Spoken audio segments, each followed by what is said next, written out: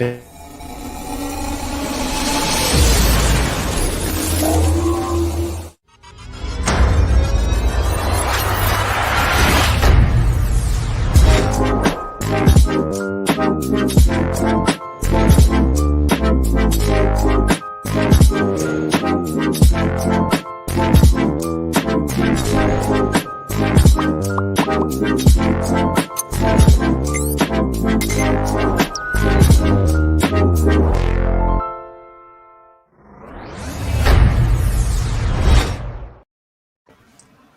what's up, everybody? Sorry about the glitchiness there. Hey, no, I like that. Adrian, where we do glitchy. I actually really like that intro. So basically, you're like the CPU, right? Because I mean, like your face is in the little like chipset right there. Not bad. Yeah, like I'm trying to tie everything into the book, even if the audience doesn't know it. So like the whole like kind of sci-fi, like future spaceshipy kind of elements are very much just alluding to that kind of stuff in the book, you know. So like my normal videos, they'll normally have like a HUD display and everything. Like I just try to, you know, keep it sci-fi and then the background here is a lot more fantasy. So like I'm trying to get both worlds in there. Yeah, tying it all together.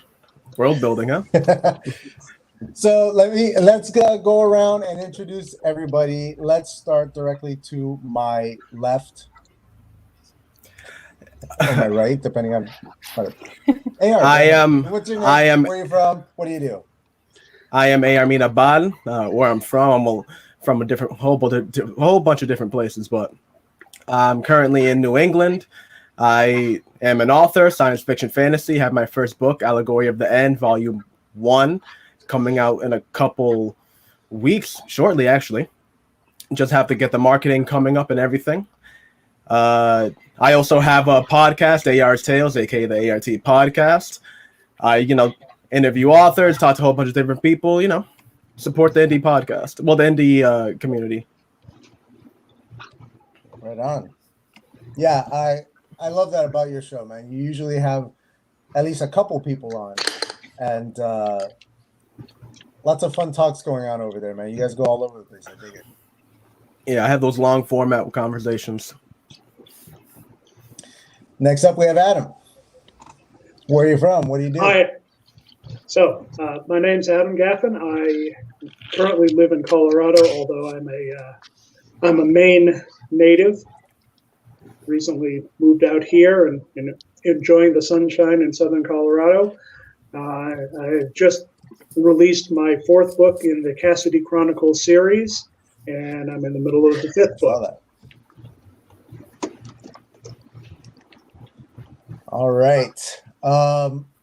That's awesome, man. I'm really excited to read your stuff. I saw that you have like a whole series going on. That's really, really exciting.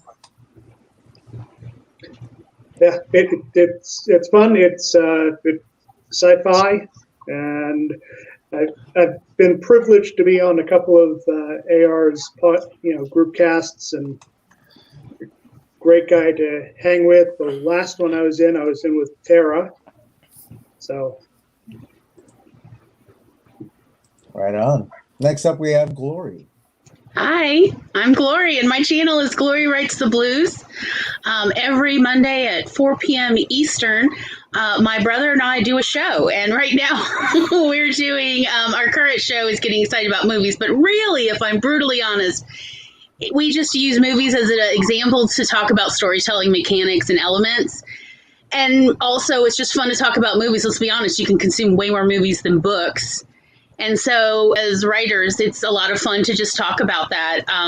But also, I write everything. I write humorous nonfiction and fiction. I genre hop. I refuse to be compartmentalized. So, yeah, that's me. And there's a free short story on my channel called Mabel Woke Up Dead This Morning. It's a dark humor story. Like a lovable zombie story. And it's available there for anybody who wants to listen to like 5-6 minutes of fun. You've got a real flair with titles and names. Like the name for your channel and your whole platform is one of the coolest names I've seen so far online. Thank you. Now hearing the title of your story, Well, I live in Mississippi, and I make cigar box guitars for fun. Unfortunately, it has not improved my cigar box guitar playing, but I live in the land of the blues. So Lady Sings the Blues, like really, I felt that deep. But also, I come from an incredibly long line of oral storytellers, like hundreds of years in our family. So, you got to hook them from the start. I mean, that's just how people are. So, yeah. I love it. Awesome. Thank you. Nice. Next up, we have Tara. Hello, welcome. Hello. Thank Tell you us for about having me. I'm Tara Lake. I'm from Ontario, Canada. It's cold out today here, so I'm sitting here with a hot bag and a blanket. You can't see it, but I'm basically an old lady. So there's that. I have just released my debut novel, Age of the Almec, in November of last year. It's a multi-genre book, and it was super hard to nail down what it was. It's dystopian, but it's a lot of other things. So yeah, I love dystopian, but it's, I write in soft sci-fi and speculative fiction and post-apocalyptic too. So yeah, I like to not limit myself, but I'll be kind of in this realm for a little while. As Age of the Almec is a series, so I'm currently working on book 2. We'll see where it takes me. I'm on Instagram, and I like to use my platform to support other indies in the community. So you'll see I'm always reading indie books and sharing reviews. And I'm co-founder of the Indie Writers Collective on Instagram, which is also a community that interviews indie authors live to chat about their work, and just, we share lessons and experience and support each other.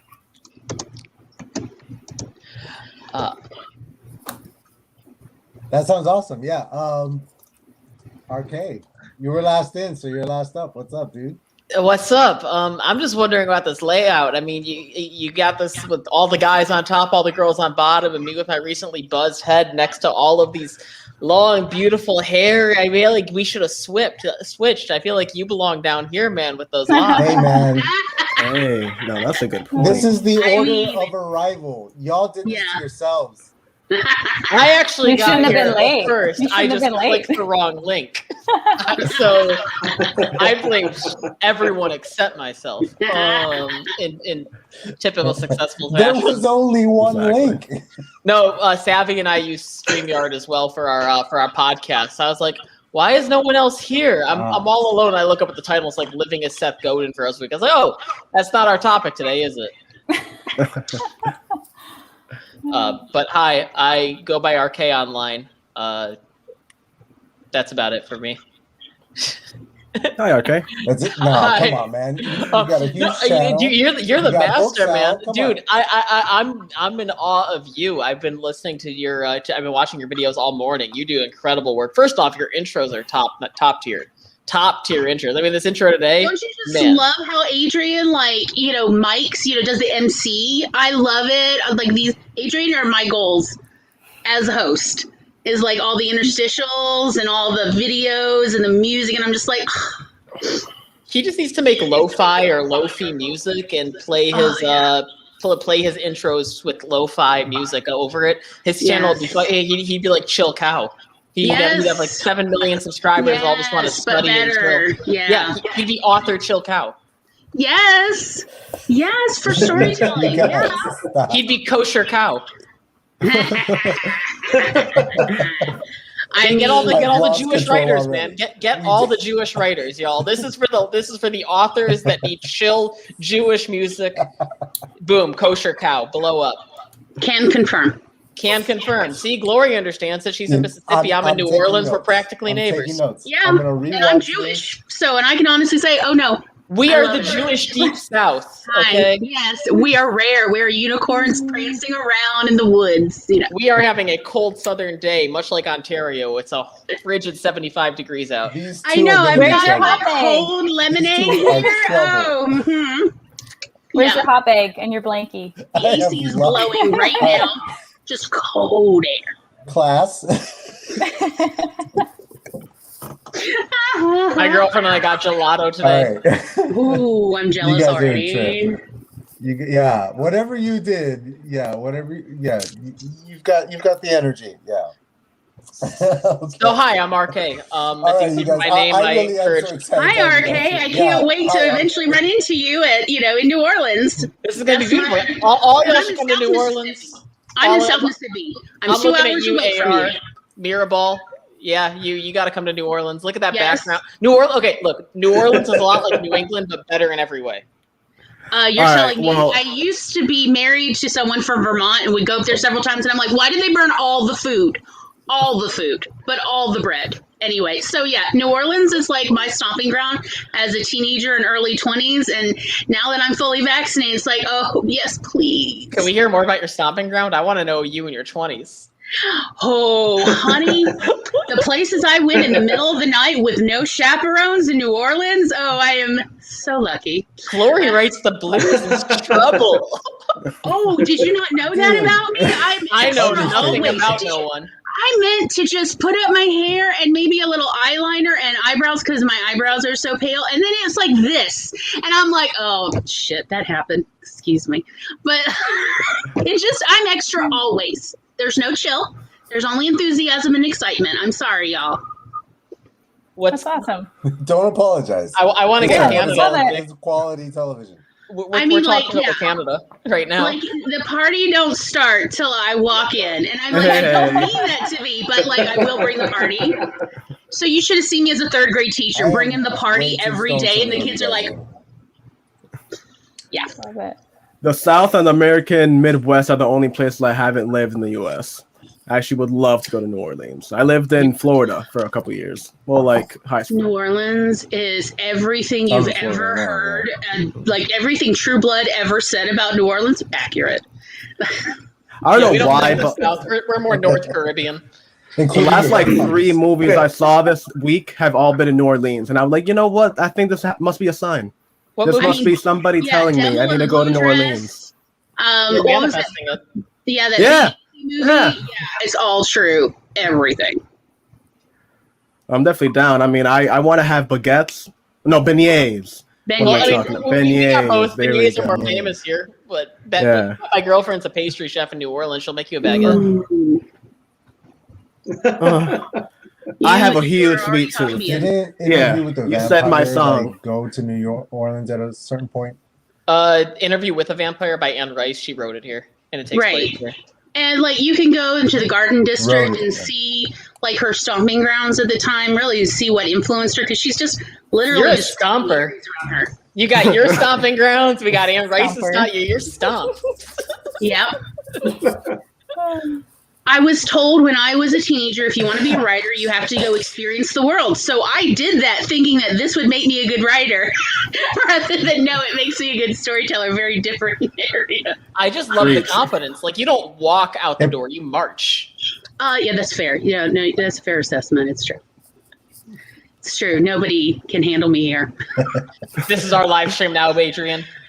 Yeah. So anyway, world building, that's a thing. Now let's build a world in New Orleans. And And let me tell you, every quirky complimenting me and my show, and then proceeded to steal it from me. Like, but I'm here for it. I'm here for it. I'm sorry. Would you like me to pass the Dutch? I'll stop you when it gets. I can get back on topic eventually. I got think- mute buttons. I'm good. I got weed. Meet me away. I'll mute everyone. No way you're gonna beat New England with that though. But anyway, Adrian, please. Yeah. Well, I had plans for this live stream. I can see now it's not going to get as far as I thought it was going to get. I'm making my peace with it. I'm okay with it. Hello, agents I of would like to Who lay are out the you? plan anyway, but I understand. I understand that. He broke out the glasses. Like, it's Dude, over. plans Yeah, were made to be I'm broken. not getting the show back. I want to get my rave attire going. Hey, I have a little bit of it. You know, Yes. back in the day, I used to be that. I used to be Yeah, that we got guy. tie-dye over Down, here with down, Adam. down, Like, down, everybody's down. ready to party. Yeah, one of my Jimmy Buffett shirts. Nice. Hey, Oh yeah. Jimmy Buffet. I like you, Adam. I like you. You're so chill. We were just shouting over each other about the South and just like, yeah. I feel like you fit. I feel like you fit in everywhere. I really feel like you would just find comfort in any room. Adam reminds me of I see that. I've ever met in Mississippi. Like, just like, this is nothing compared to a blizzard that lasts 4 weeks. We're fine. And I'm like, yeah, you're right. We're great. Yeah. I've lived all over the country, so, and of course, it's been 25 years since I've been in New Orleans. I have to get back there at some point. Oh, you're overdue. You're so overdue. Yeah. All of you, come down. I'll I've get never you been. all the food. All the food. Mm-hmm. Dude, All right. I just realized your name is a reference to weed. I'm so late. Oh, wow. Well, it's a double reference. It's weed and it's manifesting. So that's why I was playing into your manifesting New Orleans as well, because I just read The Secret, and the only thing that manifested was, one, I saw someone reading it at an open house I went to today, and two, I somehow ended up on Rhonda Byrne's mailing list. So she manifested my email address. Ready? Are you ready for this? I got the Spanish seeker right here. What's up? Oh, that's beautiful, and I can't believe this is finding its way. Thanks. Manifestation works. What do you So mean? people- El Secreto. What do you mean? El Secreto. All day. My bad. I'm only on lesson 7 of Duolingo.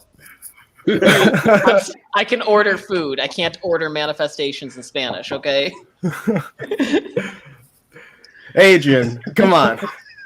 Where's the leash? Get the harness. Don't try to throw it back to me.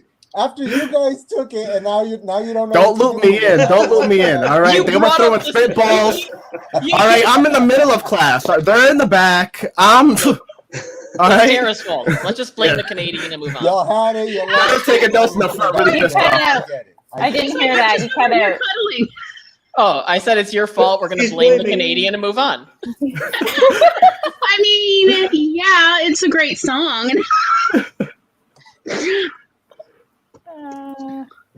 You guys cut out a bit Okay, there. so- Maybe it's for the best. World building. I don't know. World building, it's a thing. Let's do it together and show how easy it is to collab It world is a build, thing. right? It's so much fun to world build. So It that's really that's exactly what I thought that we would do today is world build together. So just go through the different aspects of world building together, talk about them, geek out about them, but also like decide on our versions of it for this fictional world we're creating. And then folks in the chat, as well as everybody here, can write flash fiction or whatever set in that world. Like, and we can like create a shared universe or something. We can go Marvel with this thing. What do you guys think? Oh, I just realized there was a comment A section. lot of pressure, but sweet.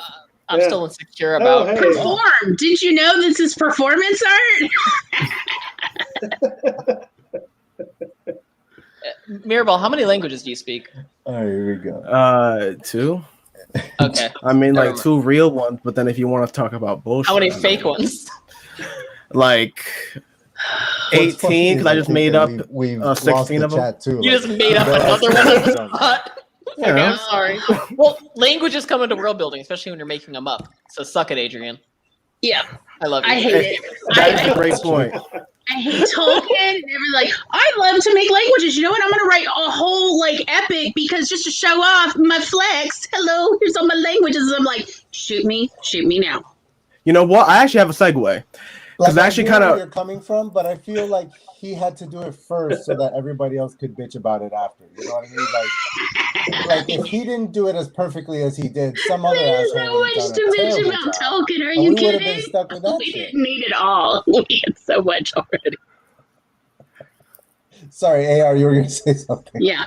What you got, babe? No, well, it was just basically a derivative of that. I mean, when it comes to making up languages, when it comes to like, I thought I was gonna be cute, and instead of saying like, you know, the fuck word, right?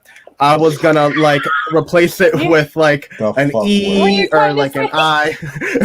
You just skipped the F word. You just No, I know. I feel better. Oh wait, is this like censored? I don't know. I forgot to ask. No, man, let her rip. No. Oh well, anyway. Why? Well, the whole thing with the languages, I thought I was gonna be cute, and I was gonna make it so like it was gonna be like, you know, with an E, so it was gonna be like feck you And like I thought it was gonna be like cool, but as I was reading it, I was like, yeah, this is kind of lame. Just like going through my own edits, and I kind of realized that with a lot of different things. Like I thought I would be kind of cool, and instead of give a title to a character that was kind of easily representable, like a president or a commander, I thought I was gonna make something crazy up, like a Primarch or something like that. I don't even know what. And again, I fell into the same rut where when I was going through the edits, I kept on feeling like, oh, you know, this doesn't feel as genuine as I want it to be. And even though I want to be, you know, I guess Tolkien-esque and, you know, completely go my own route, it didn't feel like it was having the same oomph as the words that we just can all agree are already defined in our language. See, so what's interesting about that is that, you know, it another example of, in my opinion, not working as well is Battlestar Galactica, where they were trying to do the same thing, replace it with a great different example. word. Whereas in, for example, Firefly, they took two languages, stuck them together, and what's the first thing that everybody learns in a new language? The curse words. Oh, I know, every that's time my they were favorite cursing, they were bit. cursing in Chinese Yes. instead of in English, so they didn't have to censor it, Right. and that felt more genuine.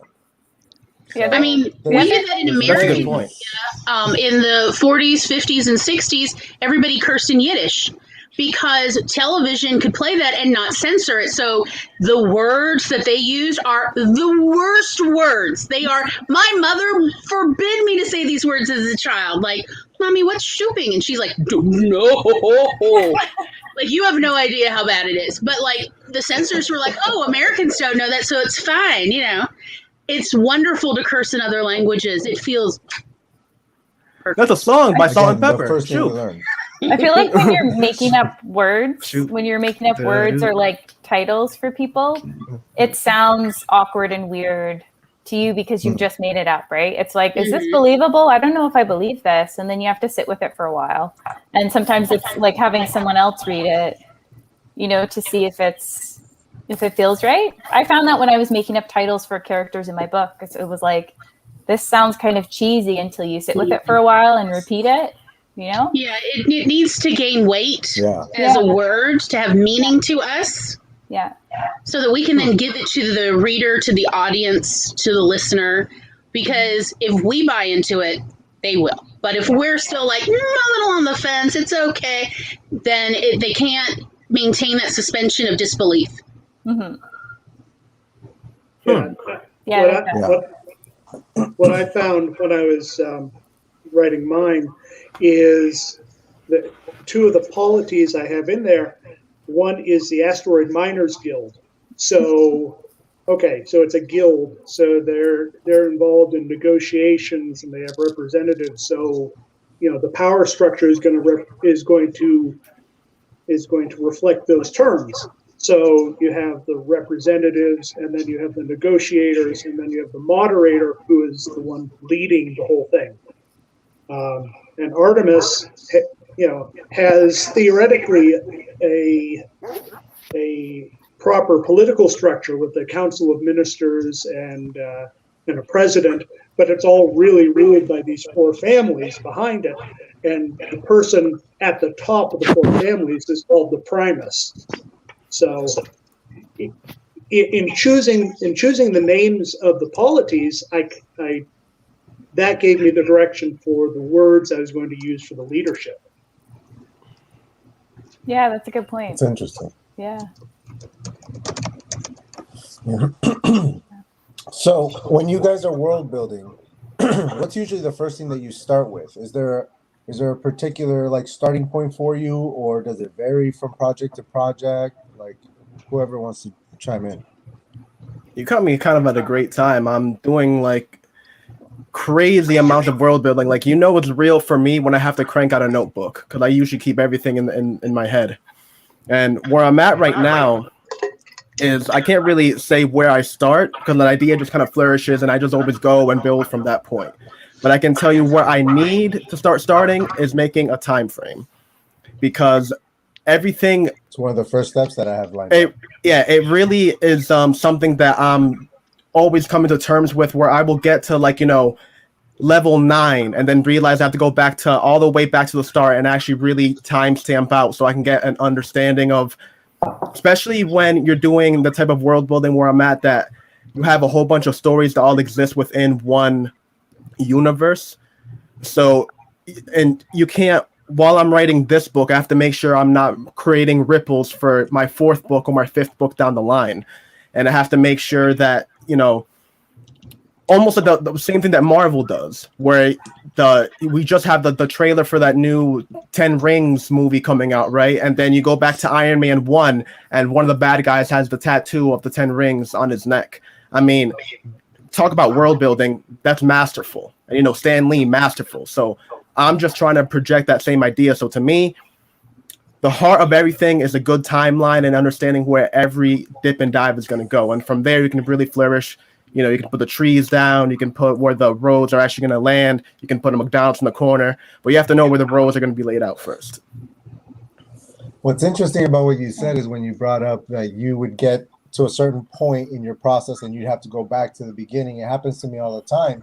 But that's also, I think, part of the process is to build as you go.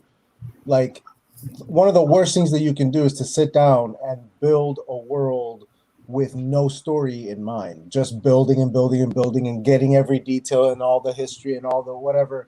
And then, you know, you spend years working on some world that you've built and then you have no story to tell inside of it. Like, start with the story, and the world building should, you know, build upon the story where it's needed. Every time you need to go back and build some stuff, do that and fill in your need as you go. I see Adam nodding his head.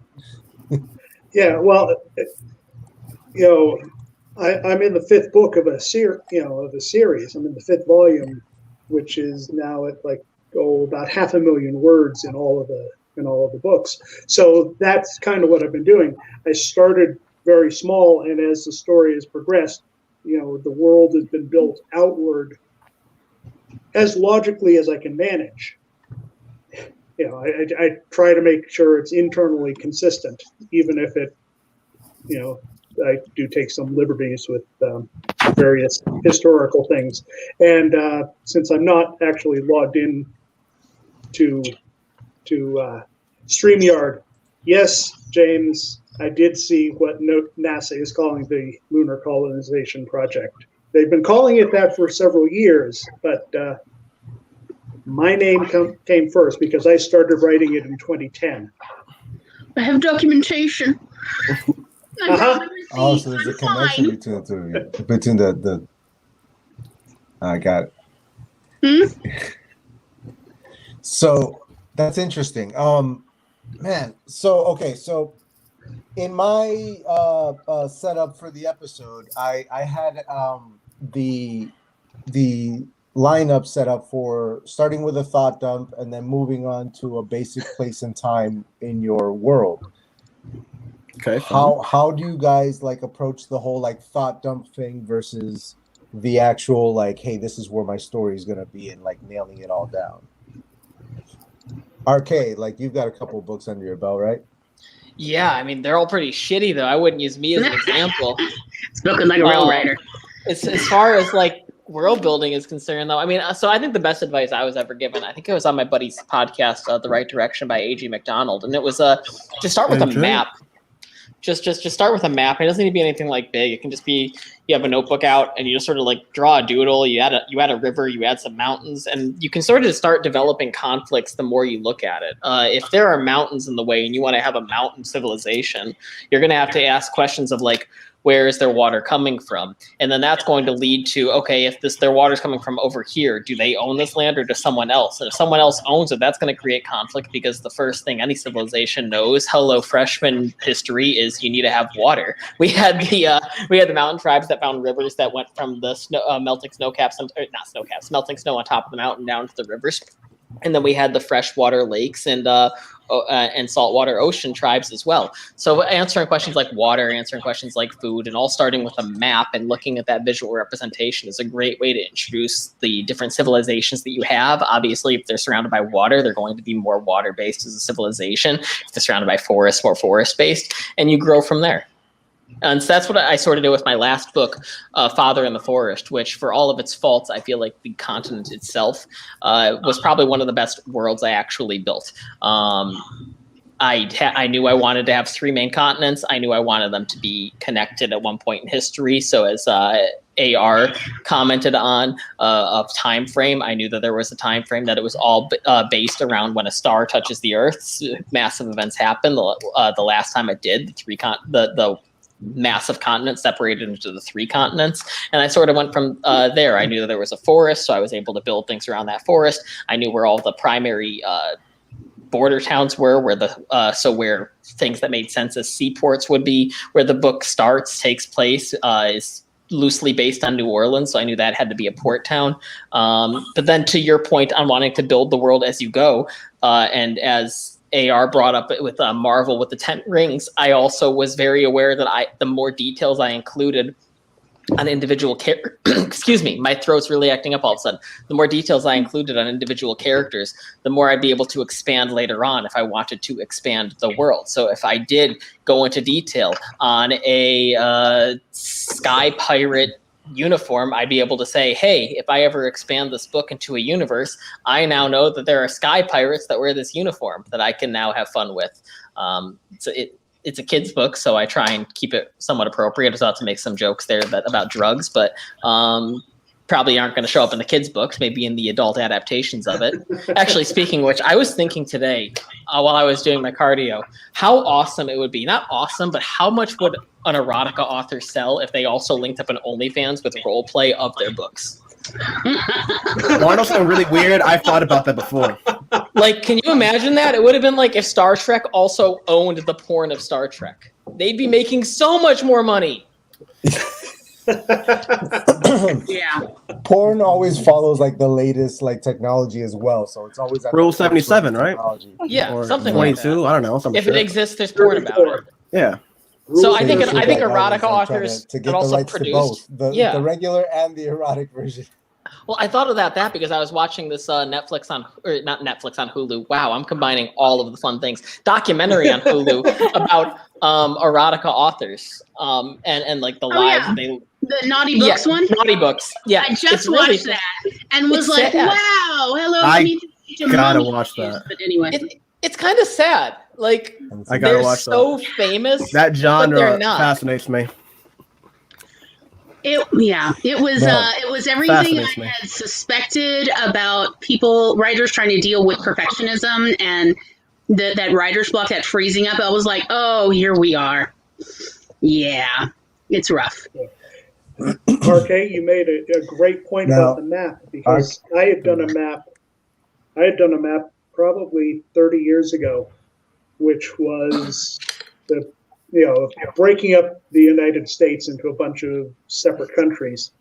And I used that at the beginning of the first volume. It was kind of a kickoff point. Okay, all of these countries have separated, so what are the politics like? And all of that played into the first one. So, but when I created it, it was just okay. It was a thought experiment. Oh, that's Showing gorgeous. off a little map thingy. Thank you, Barrett. Yeah. Meant as a background, not to interrupt. I'm sorry. Well, it stole the show because it was just so beautiful. Yeah. Sorry. You knew what you were doing. You were like, I'm talented at art. All eyes are going to be on me.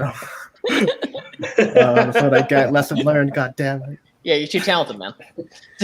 No, I have to give it up to the artist. What was interesting when RK, I'm sorry, when RK was talking about building the map and how that led to the questions and everything, what was interesting to me is that it sounded like you were also at the same time coming up with the timeline as you were doing that. You know what I mean? Like, you knew that an astrological event happened and it created, the 3 continents, and like you were building the timeline as you were going, it sounded like. Yeah. Now that book was also unique in that I wrote that book entirely off of me just wanting to write the final scene being the antagonist and some other force, not necessarily the hero, becoming a tree.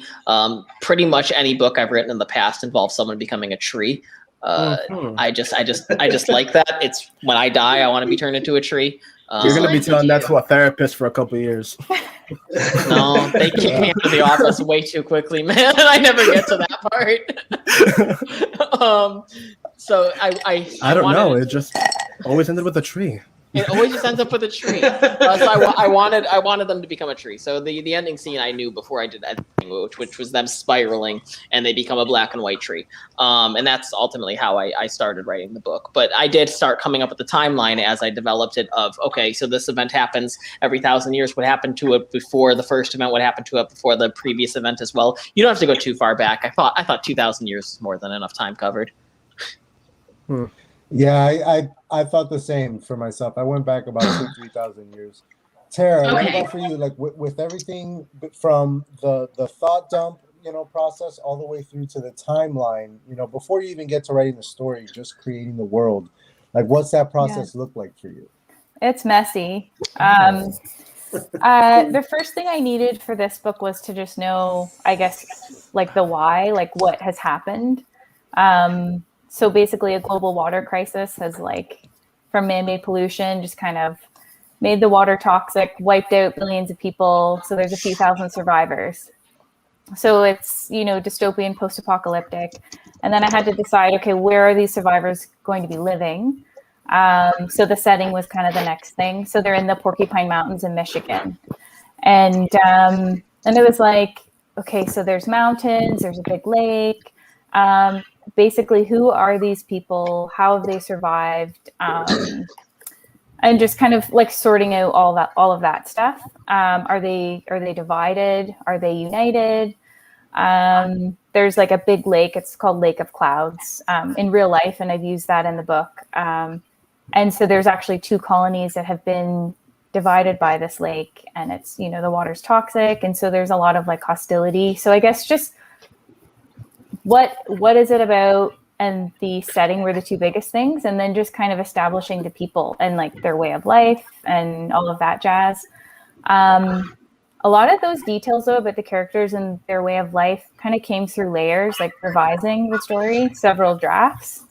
But yeah, I think that's really all I have to say about that. It was just kind of having a visualization. I still have the very rough map that I drew with 5 pieces of computer paper taped together of my scribbles of what the Porcupine Mountains looked like with their cabins built. And then partway through the writing process, I sent this wonky picture to my friend who then made up the map for me. But yeah, having a visual was pretty important even before anyone else saw it, right? Just so I could kind of get myself in that world. And yeah, for sure. I got to give it up to Tara too. She has this awesome. Sorry, go ahead, AR. Oh, my bad. No, Tara has as far as world building, her book goes from the prologue into these set of rules that the rules in themselves just set up the world beautifully. I've given it up to her on a couple different occasions. It just, the world building on that aspect is just, I've always considered it phenomenal, just because when you don't understand the rules of a society, if a person is completely unaware, if you took a person from 1940 and you gave them laws from 2021, it would be pretty apparent of how the shift in society has gone. And just, I always thought I'll always give it up to Tara for that. That's if we're talking about world building. Yeah, thanks. I know you mentioned that. The way they carry themselves and everything. I've read different articles of how to share the laws of your world, and some people are kind of against just laying it out and giving a list, whereas they want to kind of trickle them throughout. But just the way this world was developed and the layout with the prologue kind of introducing how they got there, leading into the laws, leading into chapter 1, which is current day for these people, and then you get into how they live. How the civilization kind of operates and stuff. And so it just worked for the book, but not everybody's going to like that in your face list, right? Yeah, you got to do what's right for the story, if it's best for it to lay them out like that up front, then again, whatever's best for the story and the world and the book that you're writing, your next book, you might feel differently about that particular, approach. Yeah. Yeah. So what do you guys find harder, to create an original world from scratch, or to adapt world building based on our own world? For example, splitting up the United States into different countries. What's What's more challenging for you guys? Because I think for myself, it would be adapting the real world into something different. Making it entertaining. I mean, honestly, it comes down to like, why do we ultimately write? Like, if we're trying to create the coolest world imaginable, then yeah, I imagine world building is the most complicated part of it. But creating a story that people actually care about, trying to entertain, and entertain them, I'd say that's the most difficult part. Otherwise, we'd all be, and when I say we all, I mean well beyond this table. I mean the millions of people on the planet who write books every year would all be incredibly successul at entertaining others as authors. I think you had a really good interview with, what's his name, C.E. Dorest recently. I'm blanking on, I don't know how to pronounce his name. Charlie. And he brought Charlie, that guy. Yeah. Charlie, good. Yeah, they're non-binary. That person. They go by they. Charlie, they brought up a fantastic point on the most important thing that you can do is sort of get into the zone of having fun with your work, and that fun resonates with the reader. And I think that's an incredibly good piece of advice that really gets sort of forgotten, especially in the minutia of world building, where it's like, does this make sense? I don't fucking care. Is it fun? Mm-hmm. Yeah, as you're writing it, if you're enjoying what you're writing, then you get a much better sense that, okay, the readers are going to enjoy it too, even if you have to go back later and you edit it and you tinker with this and you change this one little detail to make it more consistent with everything else. That's for later. When you're writing it and you're having fun writing it, yeah, you're dead on, RK. Well, a lot of my decisions. Charlie was dead like, on. Man, wouldn't it be cool if this thing happened? And then you do that thing, and you're like, oh yeah, it is cool. That's why I'm having a lot of fun. Last point I was just gonna make is last time I was having a lot of fun. I'm co-authoring a book with Savvy right now, and it's stupid as fuck, but it's so much fun. So we know it's gonna sell. We know it's gonna be entertaining because it's a blast. I mean, literally everything that we put into this book is like, should we do this? Well, it's making us laugh. So yeah. Yeah. That's awesome. I don't know where my world building philosophy, thank you, necessarily fits in, because mine was taught to me by my mother, and Eastern European Jewish storytelling is based in teaching the Talmud and the Torah. How do you teach it to illiterate people? You have to say it in a way that it's memorable, that it sticks in their mind forever, and you start with children. So there has to be a certain simplification there. It has to be, like, the hooks have to stick. So, like, the way my mother taught me, and she started when I was 5, she's like, you got to learn how to storytell. And I'm like, why? I'm 5. I literally did say this. I'm 5. I need, this is not what I need. I need to learn colors, apparently. And she's like, no, let me tell you. It's going to take you a really long time to learn this, because I am autistic. So it's going to take a long time. And the reason why you're going to want to learn storytelling is because it's powerful. You could save your own life with storytelling. You tell someone a good enough story, and they'll forget how much they want to hurt you. Sometimes you can save someone else's life with storytelling, because if you tell someone a good enough story, maybe they won't want to hurt that person either. You need to learn how to do this. And I'm like, all right, fine, tell me how to start. And she's like, well, let's start small. Start with a story you want to tell, and then figure out the characters, and we did it like I was a child. My mind was small. And so it was like, let's start with your neighborhood. You know your neighborhood. So what is the story you want to tell with people similar to your neighborhood, but not exactly the same? And we grow from there in a way that is memorable, because since it started with illiterate people, women weren't taught to read. And in fact, not even most men in the ghetto in Eastern Europe were taught to read. So it's like it has to stay in your mind. So these characters have to be so interesting, so quirky. They have to stick with you. These locations have to be so interesting, magical, noteworthy. Something has to stick, so you have like a little place marker in your mind.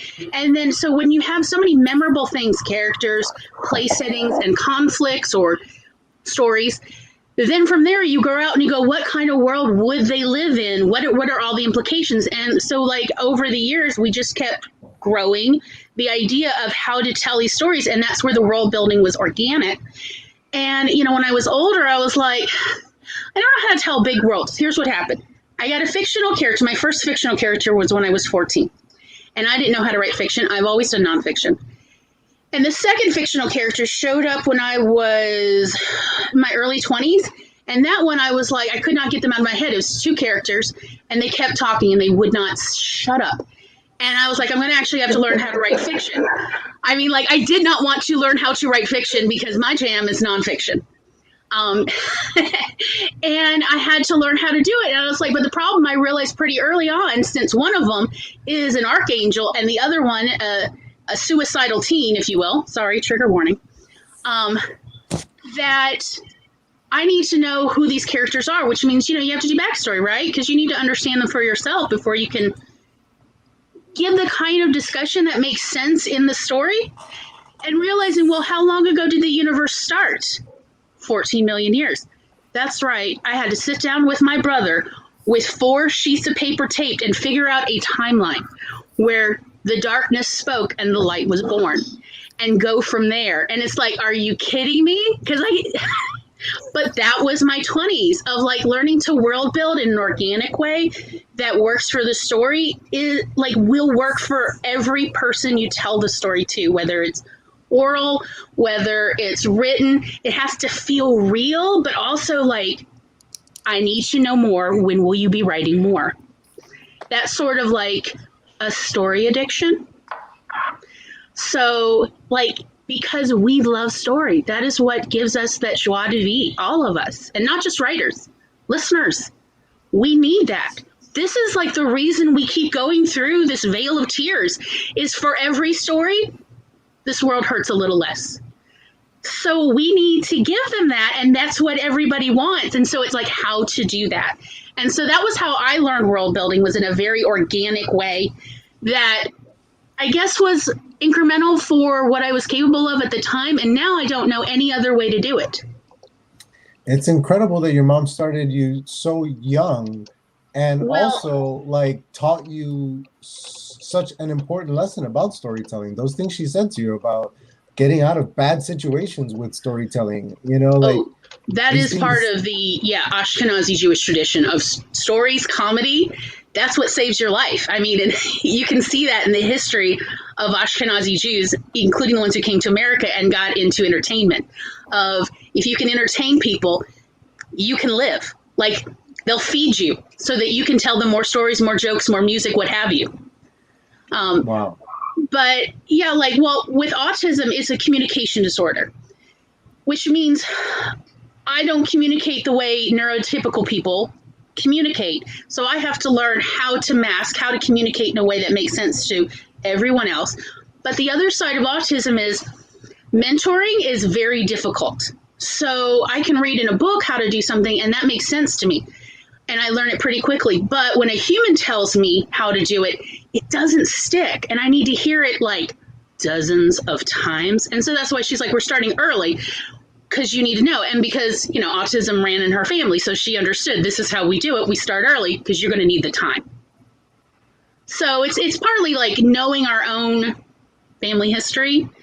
But like, for what I understand, even families with oral traditions that are not, don't have a lot of autism in their family, they start pretty early with the kids. They'll start with toddlers, I've heard. I've run into people who are like, oh no, my family started with toddlers, on teaching little toddlers how to tell stories. There's a beginning, a middle, and an end. There's a person, and we're going to follow them through. And in fact, there is a book I do recommend if you want to introduce your children or any child to storytelling. It's a book called Tell Me a Mitzi. M-I-T-Z-I. The little girl's name is Mitzi. And essentially 3 stories as her grandpa teaches her how to tell everyday stories about her own adventures. Children understand how to tell stories then, because it's really within the idea of this story of how to tell stories. The children learn how to tell stories. I know I've tried this out on other kids because I used to be an elementary school teacher. Did I spell this right? Let me throw it up here. Tell Me a Mitzi. Is that right? Yeah. That's cool. All right, for everybody to look that up. That sounds awesome. I got little kids that would love to sit them down and get them storytelling. That would be amazing. RK just threw on the Thunder Shades. I felt insecure. Everyone else here is wearing glasses, and I was like, damn, my 2020 Oh, vision was yeah. showing off. Speaking I mean, of I which, can take them off and go blind. let's do We this. appreciate you We can do slumming it. with the rest of us. Is this a Well, I'm rank not gonna do system? Like I feel like Glory had their rank elevated from that story, and Adam just got voted off the island and brought back on. The technical gremlins are afoot, y'all. Adam, you fucked up if you're below me now. I'm sorry. No. No, Mistakes things were do made. not have to be Try to competitive. redistribute There's the more color. than enough stories for everyone. Then explain the New York Times bestseller list and that scam. Well, you know, I It don't is think stories we for have enough everyone. time. Here we go. to go off your point, Adrian, about world building, I can't really say which one is more difficult and which one is easier. I started off with the whole genuine world building. Everything is my own. Everything is like on just my end, as far as, you know. I even brought it up a little bit in the beginning with the going to the length of going and making trying my hand at a proper language or at a proper planet or different things like that. And for the most part, I adopted all those nuanced ideas except for the language thing, and really made sure, or at least tried to make sure, to make a world that was completely my own, completely within the scope that I wanted to, in order to explain the themes that I was trying to go for. I mean, the book is called Allegory of the End. It's allegorical in nature. It's inspired, the name anyway, from the allegory of the cave by Socrates. It's supposed to be a mind-bending type of thing, philosophical allegory. Yeah. And all the different sci-fi elements are just kind of, to Glory's point, it's kind of like the thing to wake you up, to be like, hey, okay, to stay in the mind, to make sure to keep it running. And I also love her whole point about the humor aspect, because humor is a major element. And I guess also tying in RK's thing about organic world building. I can't tell you how many times I've hit almost at what at first felt like a wall. For example, there was one time that I think I was in like chapter 20 of writing, and I'm a plotter, meaning that I have everything laid out beforehand, everything is already known. I have the first sentence and the last sentence written before I ever write anything else. I just have everything going like that, because talking about Breaking Bad and all those things, I like that mirror aspect, so I make sure to have it all laid out before I get to writing. So I'm in chapter 20 of this world building of this book. I get to the scene where the kids are basically building a bomb in order to get to this XYZ and all these different things, right? In order to further apply whatever they're doing. Then I get to a point that I'm like, oh, wait a minute, how are they going to translate this bomb? And it was a point that I was like, kind of like asking myself as a character, but then I realized as the writer, I was like, oh, wait a minute, I hadn't dealt with this problem. I had gone through all these lengths of the world building, but I didn't realize how they're going to deal with the transporting of a bomb. Then I realized it's like, wait a minute, these are kids. I can just put my exact frustration into them, and that became the part. So the line right after that was like them being like, oh shit, yeah, I forgot how we're going to transport this. And it was just, I think that little organic piece of world building just added so much more to it, because especially when you're writing a story about kids don't have everything laid out. Apparently, It's they a have problem for them to solve. No. Yeah, exactly. It's real. It's like realistic. It's like kids would go through all that length and then realize, oh, wait a minute, I fucked up. Yeah, that's 100%. That's 100% likely. So like, not only that, but not only was it a great comic relief within a scene that was relatively tense, but it was also just realistic, because it's realistic. Kids would fuck up. It's more complication for the story as well. Right on. Well, they relatively solve it within, quickly time, but it was just that little effort right there that it was like, oh, cool. Well, you're talking about that. You're talking about the world building then influencing the story, and the story influencing the world building, and back and forth like that. You know what I mean? Like, and that goes all the way back to building what you need. You didn't know you needed to address this problem until you got to the problem, and then you had to go back and address the problem. That's why I love writing. You had. Yeah. It's like problem solving, basically. You build it. Yeah. One of the, and you and I, AR, we talk about Breaking Bad a lot, and I can't help but bring it up in discussions like this, because it really is a masterclass in writing. And one of the things that they talk about doing in their writer's room is like, I don't know if any of you guys have seen it, but there's an episode where our two protagonists, it's my favorite show. Our two protagonists are trapped inside an RV.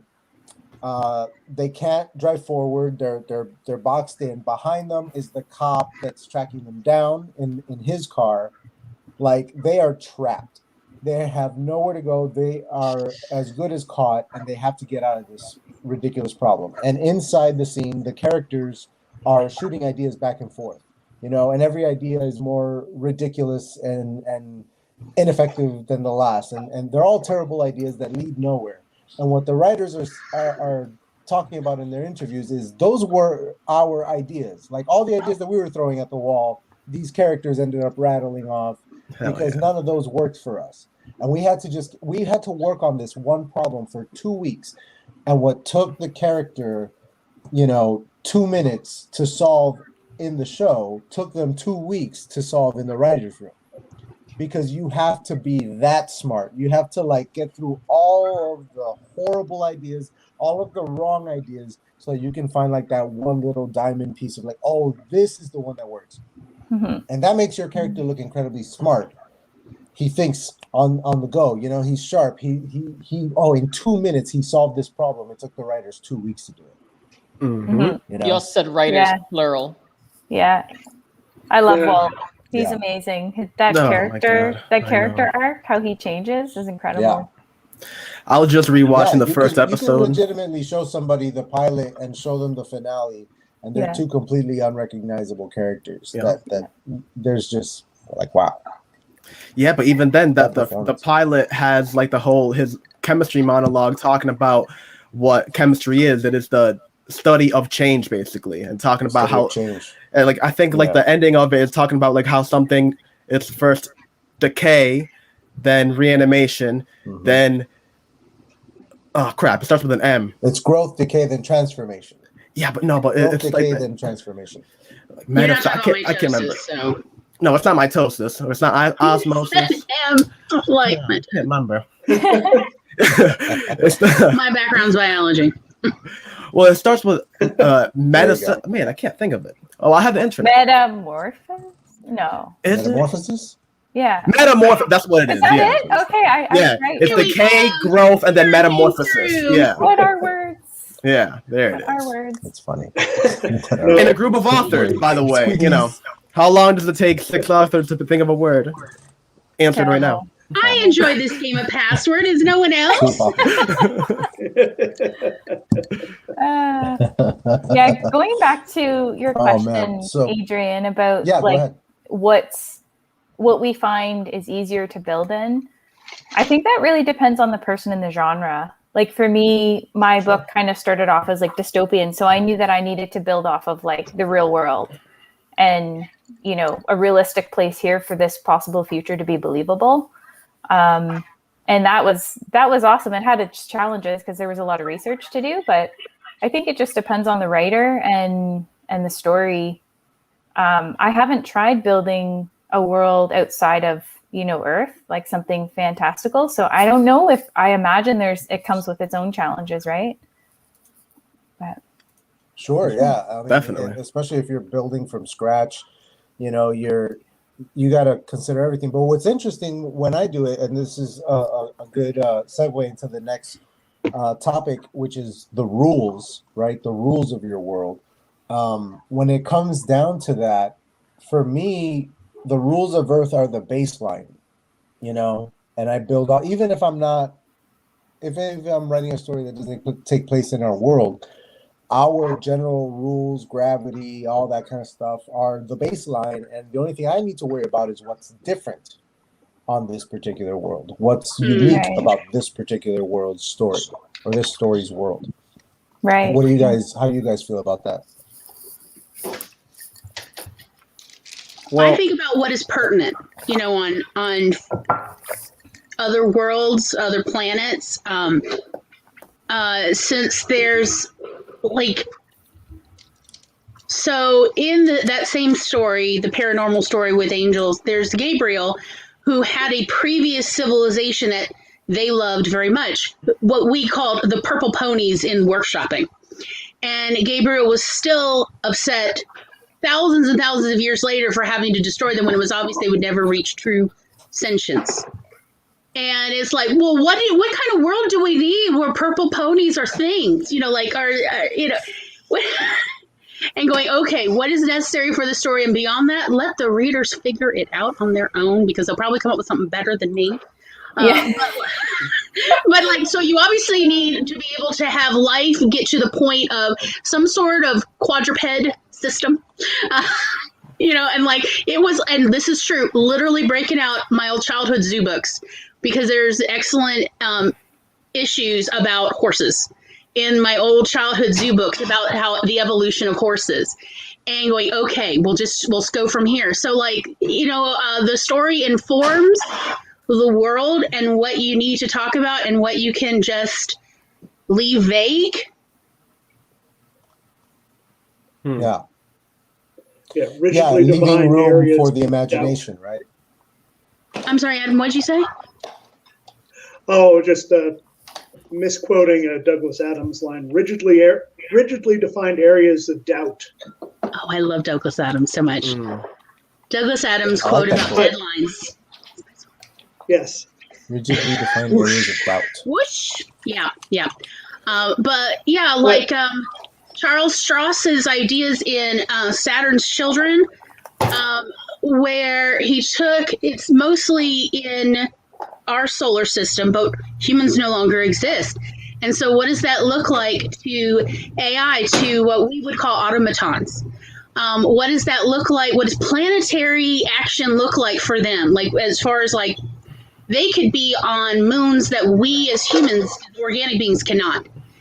And so, but I think his example in Saturn's Children was actually very useful to see how much do you need to actually build world building wise, and what can you just, you know what, it's not important, it doesn't matter because it doesn't apply to these creatures. So, and he even kind of bows to that in the middle of the book. I thought that was very useful and inspiring for me about you do not have to overbuild. On to that point, because I just thought of this right now as you were saying, as you made that fantastic point there, Glory. What I was thinking about was I sometimes feel like I might overbuild. All right, so I'm going to drop something that I'm telling you is mentioned for maybe a sentence or two in the book. There is a society that lives in a dimension of reality similar to ours. They expand themselves within throughout the universe. They really start doing. There's a federation of humans. They start conquering a whole bunch of shit. Blah blah blah. A small sect of free thinkers, you know, basically hippies, artists, engineers, architects. They kind of get bored of the autonomy of the created government at the time, and they say, "Hey, you know what? Fuck it. We're gonna go commandeer a little spaceship, and we're just gonna go to the edges of the universe, find a little thing, and just not be bothered. We're just gonna do some painting, do whatever the fuck we gotta do. We'll take some terraforming equipment, NBD, and we'll just set up camp wherever the fuck." They do just that, and the place they get to is actually they find like a really crazy plant that they start doing like a whole bunch of like psychedelics off basically, and they just 100% devote their society, instead of being of one of science, of one of like mental higher dimensional learning, like shamanism basically. Sure. So since they have that base of like being engineers and architects and whatnot, when they go to that edge, they're able to finally understand time, which is the one thing that the government from before hadn't cracked. All these technologies that were able to advance, but they couldn't get into time. But these people, by able to, peer into higher dimensions and understand things about the universe that normally wouldn't be able to be understood, they were able to mess with time and they crack into the time vortex. So they finally do that. They finally have a man-made, human-made rip in the time vortex. And they look at it and they just get obsessed with it. It's almost like it's like staring at the black. It's like that scene from an Interstellar when the guy stares at the black hole for like 100 years and comes back and he's like, ugh, right? These people have been staring and like looking for the time vortex. It was a Dead on Balls impression, bro. Yeah. I got acting career, But, catch me on WB, whatever. I have a medication commercial. That's why I'm on it. But anyway, so they get obsessed with the time vortex, and instead of making technology to like get up to it because they understand it's just gonna get the government on their ass again, they just hop into the time vortex. Fuck it. Their bodies get shredded, and they literally become time. Immediately when they recognize that, they realize how badly they fucked up because they literally are a part. Like, if time is a fabric, they're literally a thread now. They can just go in between wherever the fuck they want. There is no reference of time. They can just go in between whatever, but now they have no physical bodies. They can't touch anything. They can't have anything, but they also have their memory of being mortal. So immediately they're like, oh shit, I just made myself the very definition of immortal, and I want to die. Mm-hmm. Now, not everyone realizes this. Kind of like the main person being highlighted in the story kind of feels like this. And as far as the reason I added that in there is just because I like the idea from Game of Thrones, where even to this day, you can hop on a Reddit forum and be like, oh, is, Littlefinger's a Targaryen? Like, I love that he can put stuff into a world that it's like almost like how you said, it's almost like a set rules. And then when you apply those set rules to other things, they make you question what they really are. You know what I mean? Mm-hmm. So like I said, I developed this entire backstory just so that people can have that hint of doubt when they interact with characters in the future of like, oh, is he one of these people low key, or is this situation being influenced by these people? Yeah. And because again, they can't have any physical ramifications. All they can just basically fuck around. And also it can definitely become lore and mythology within any other culture that hears rumors of it. Mm-hmm. And then how that mythology, so you can actually even cross-show how different cultures will take the same idea and then mythologize in different ways. And that gives readers or listeners or whatever audience a clue into how that culture develops lore to inform what kind of culture that is. I mean, do they go a more paranoid route? Do they go a more peace, love, and sex route? Do they simply go, the Greeks of like, oh, they're angry gods, but it doesn't really affect us, so who cares? It really informs a lot about that culture, and you can use it as an example. And that is the useful time to take like essentially what's a cool hook of a backstory and have it worthwhile rather than just, well, I'm just Tarantinoing this whole thing because I can. And what's really cool about everything tying into like myth and legend that grows in your world from people hearing things and word of mouth is that plays into the power structures, power systems, belief systems in the world. Mm-hmm. Religions can sprout up from it, like all kinds of stuff like that. And that just adds more and more dimension to your world and to your story. It's really interesting to me how not everybody includes religions in their stories. Sure. It may not be pertinent to the story that they're telling. Yeah. But if it's a fantasy epic like A Song of Ice and Fire, for example, it would only make sense that on a world with several continents and many countries that there would be many religions. And then, each of them sort of taking on their own shape and form based on where it's from and what they heard happened before and all that kind of stuff. Really interesting stuff. How does that play into some of the more grounded stories that you guys write? Some of the more real world stories that you guys write? Do you bring in all that kind of religion stuff, belief system stuff, power system stuff into your stories? Is there a place for that in your stories? Oh, without a single doubt. What I'm writing right now, because I'm not a fan of retconning. So what I'm writing right now is basically can be considered the prequels to what is going to be book 5. So the first 4 books are just to get you to introduce the characters I plan to release later on. What you just said is insane. Wait, how? Well, like I know, like I could. I'm not gonna mince words with you, brother. I am not reading 4 prequels to get to the story. No, it's not the story. I mean, the entire thing is a story, but like, what it is that like instead of writing, Explain yourself. yeah, instead of writing the 5th book and then going backwards, I'm writing the thing now. You know what I mean? Actually, like it's actually kind of crazy. Like you know when like you feel like you're not crazy at all, and everyone's around you's like, oh, you're losing nuts.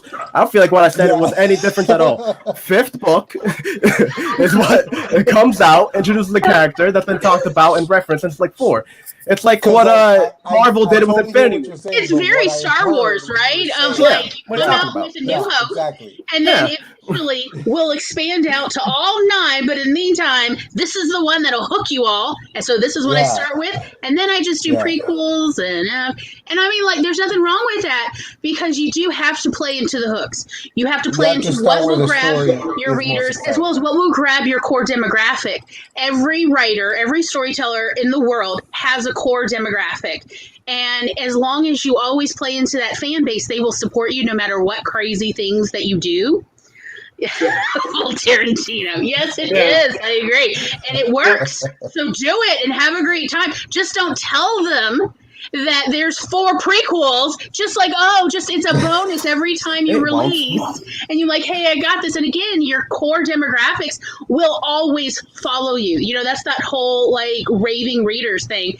And they want it. Yeah.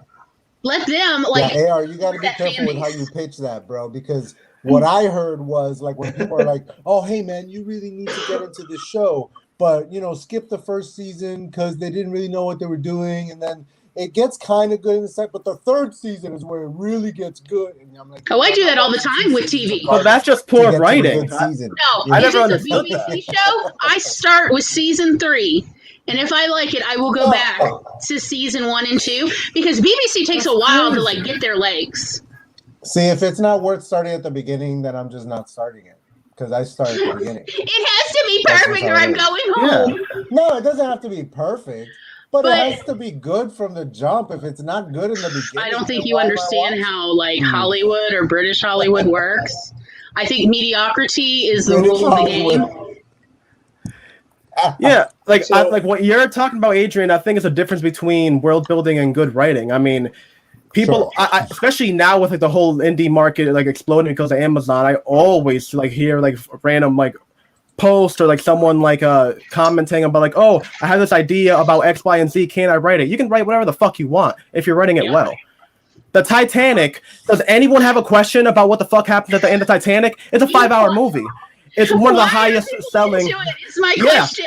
It's the highest selling movie ever. Do you have any question about what happens in the last frame? I will never get that time back of my life. I am upset. But it's a good movie. He owes me my life. He owes me my time back. I'm still upset about it. Why are you upset about it?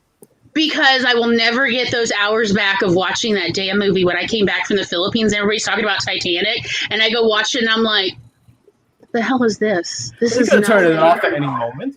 I was in the theater and I didn't have a ride. And I'm just like, you know, this is nothing. What was this about? And then later learn, oh, it was just because he needed the equipment to actually go down and like run through the. This was like an excuse to get other people to pay for the equipment.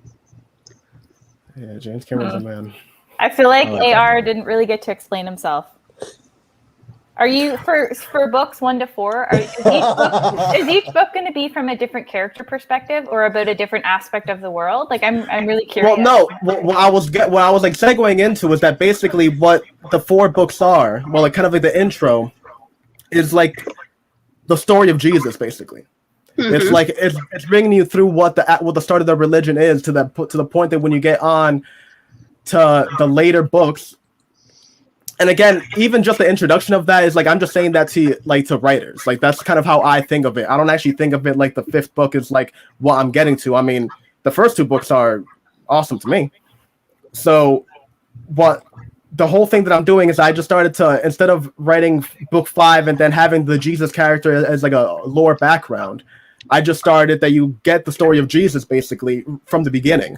and then you now have that as an ongoing thing, and now you understand how that religion explores, and not only that, but you as a writer, you as a audience get to see how things get morphed, you know, like, you know, that Jesus was doing, you know, let's say that in this thing you go through a thing and it's confirmed Jesus had, you know, was with Mary, had kids, XYZ, and then you flash forward to like our reality, like they, you know, took all that away and just have like what is on the Bible and whatnot.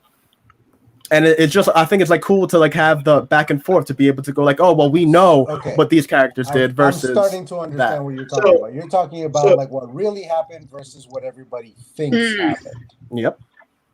Got it. That makes a lot more sense. And you're betting that people are going to enjoy reading that story enough so that when they get to the 5th book and you start going off on, okay, now we're really going to go forward. You know, they've come along for the journey and they're right there with you. They're ready for the payoff. Yeah. And again, this is the background talk. This is the author talk. This is the locker room talk. And I have to admit, I kind of accidentally did something like that with my series. Yeah, because the first book was supposed.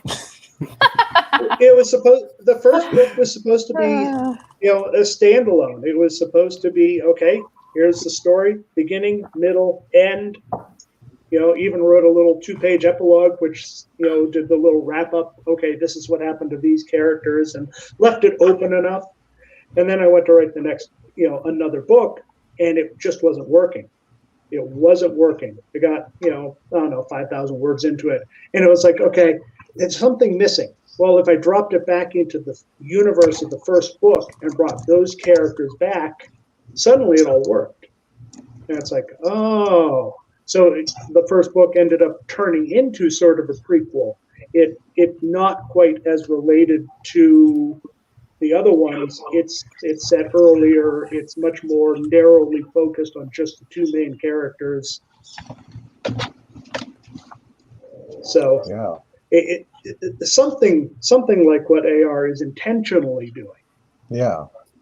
I think the thing to remember with writing is it's not a tunnel vision sort of thing. It's about the journey, you know, not the destination, as much as we probably hear that over and over. It's so much about the journey and, you know, all the different unfoldings that happen in each story. It's Neil not. Gaiman has a quote kind of along the lines of what you're saying, Tara, where he's saying that like when you're writing a novel, and this may not be Neil Gaiman now that I think of it, it may have been somebody else, but you're writing a novel, it's equivalent to being in a car driving at night, and you have your headlights on so you can see a little bit of the road in front of you. You know where you're going, and you know what's in front of you, but you can't really see anything beyond that. And as you get to it, as it comes into view, it all sort of starts to crystallize and become real to you, you know, as it gets closer and closer, as you move closer to your end goal. So I like that, It's a good question now to kind of throw out here, like how many of us are, you know, more pantsers, more plotters, what's going on here? I get the feeling RK is more of a pantser. I used to be, but I started plotting because I was tired of writing really shitty books and I just wanted to write bad books. Oh, I'm so glad you said so. I didn't have to. Like, it's like, oh, I will shade some pantsers. I'm like, please, I'm so tired of this crap writing. Edit better. If you give me a pantser, edit better. And they're like, no, it's perfectly fine. It only needed a grammar check. So I have like 17 rough drafts on my computer I'm doing jack shit with, and I just thought, might be nice to actually publish one of these. So I started outlining. Yeah. See, I would love to be a pantser. It's actually how my brain works, but it's because my brain works that way that I have to overcompensate with an incredible amount of plotting and, you know, and prep work. Because Preach another choir. If I just sat there and let myself go crazy, I really will just write whatever, and it would be a madness, and it would be, you know, horrible. I live my life by a made-up quote of "You can't fly if you don't wing it." Unfortunately, I can't write like that. Yeah, I am a pantser, and one of my characters had a line that said, "You know me, jump first and knit the parachute on the way down." Oh my God, that's terrifying. It's terrifying. Applying it to writing, like that quote is terrifying. Applying it to anything is terrifying. You will be like just a little puddle if you don't knit fast enough. But did you say knit? I thought you said nip. I was like, okay, suicide jump, I guess. It is very much like Adrian's quote. I know the end destination and I know what's right in front of me. Yeah. I don't entirely know what's between what's right in front of me and the end destination, but I have an idea. I know that that's not entirely pantsing. That's more like plantsing. Adrian described a car. You used to jump out of a plane and see what happens. I'm just saying, like, if you know where you want to be and you know where you're starting, you've got the two most important parts of the trajectory. Versus a lot of pantsers are like, I just start typing and we see where we go. And it's like 30 chapters later, we've gone nowhere. Yeah, it's like stream of consciousness writing is good for you. It's a good exercise to like limber you up for writing and everything like that. But to actually like every time somebody tells me they're a pantser, I'm like, yeah, but are you really? Are you really? Do you start with a blank page and just go? Really, Tara? Okay, please. Yeah. And Age of Almach is a great book, so that's definitely the antithesis of all that. Tara, weigh in. Thanks. I mean, I've only written one book, and it was messy. It was crazy. There was 9 drafts of the book, and then there was countless drafts of the prologue just to get that right. But yeah, it was super messy. Part of it was just, discovering, I guess, what the story exactly was about. Like, it was about a global water crisis and about, basically the lives, like the way this civilization operates and continues to live. But like, I was just discovering the characters. Like the draft 1 was mostly from a single character POV. And then I started writing partway through draft 1 into different character POVs. And it was like, okay, this isn't working. And then draft 2 was, multiple POVs all across the board. It was really, I think, not just the, discovery writing for the story, but discovery writing for me as an author, finding my writing voice for this particular story. There was a lot of just discovery and exploration happening. So for book 2, I'm definitely trying to bring it back a little bit and outline for each character. It does not come naturally to me, so it's really hard because there's some things that feels incredible about just clicking away spontaneously.